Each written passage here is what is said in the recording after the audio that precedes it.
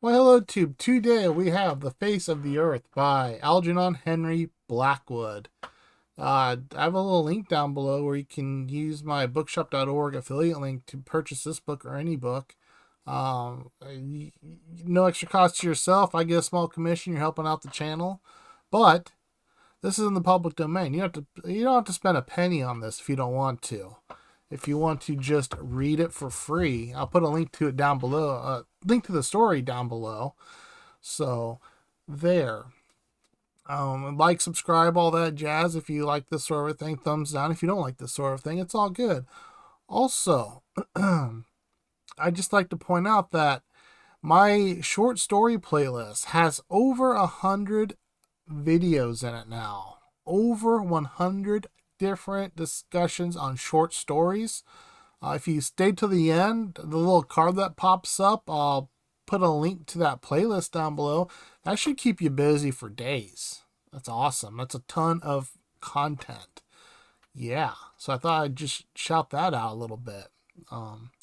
So Algernon Henry Blackwood was born March 14th, 1869 in Shooters Hill, Kent, England. Died December 10th, 1951 at the age of 82 in London, England.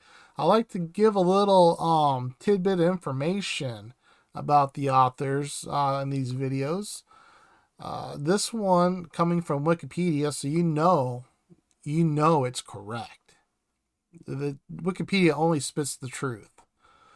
In the first draft of his guidance notes to translators of his work, nomenclature of the Lord of the Rings J.R.R. Tolkien stated that he derived the phrase crack of doom from an unnamed story by Blackwood.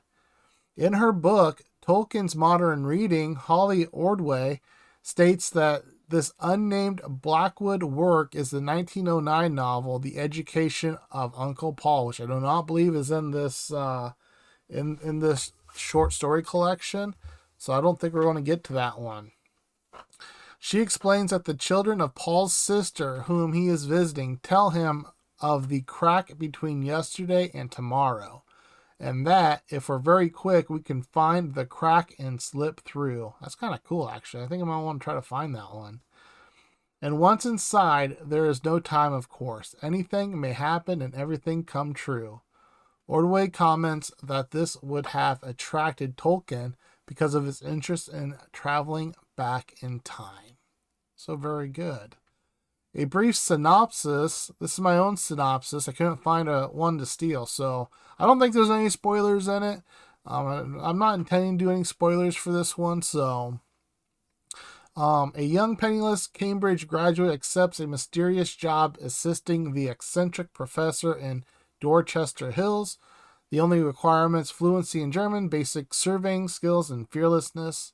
As the graduate translates the esoteric German text, he becomes entangled in a metaphysical quest to uncover the Earth's hidden consciousness. The professor believes that the planet is a living, sentient being with a face too vast for humans to perceive, a cosmic entity whose beauty and mystery transcend ordinary understanding. So isn't that beautiful? It's a beautiful paragraph there.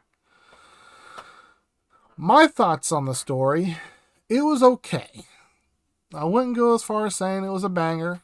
It's definitely, the twist at the end is, I enjoyed it. I enjoyed the twist. However, the story itself just didn't do a whole lot for me. So I want to say, I've mentioned in the past, if you've seen any of the other videos, that when Algernon kind of starts getting around that 30-page mark, his writing gets kind of a little pretentious. He gets a little fancy in the pantsy, if you know what I mean. But his shorter short stories, when they're around 8-10 pages, he has almost like a Borges-esque quality where he can do a ton in a little, within a few pages. Borges did masterful things in incredibly short stories. Algernon is very masterful too in his shorter stories. Just that Algernon's stories don't end in a knife fight and someone getting stabbed every single time. I guess that's a spoiler there if you've never read any Borges. but every Borges story ends with a knife fight and somebody getting stabbed. At least all the ones I've read anyway. But I want to say, like, typically Algernon Blackwood, he very, very good short story writer. You know, can do a lot with just a few pages. And this one, although it was short, and he did cram a lot in there, it just didn't have that kind of, I guess, kind of beauty. Because I kind of think of Algernon Blackwood, his a lot of his like shorter short stories is kind of Kafka-esque.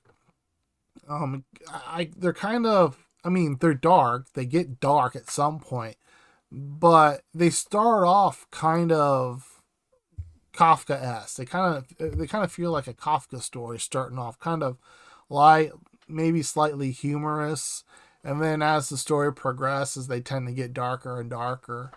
And but this one just didn't have that Kafka-esque feel to it. I think that was my main issue with it. But like I said, it wasn't a bad story by any means. Just wasn't one of my favorites.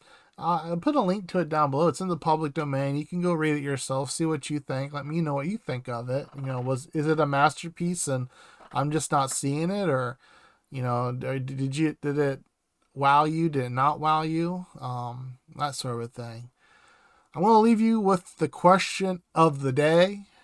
What if the Earth isn't just alive, but aware? How would you change the way you walk across it?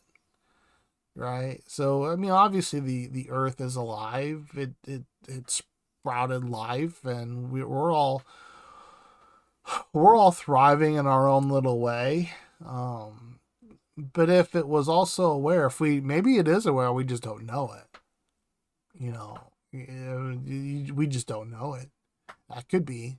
But if you knew the planet was aware, how would that change the way you live? That's it for this one, peeps. Cheers.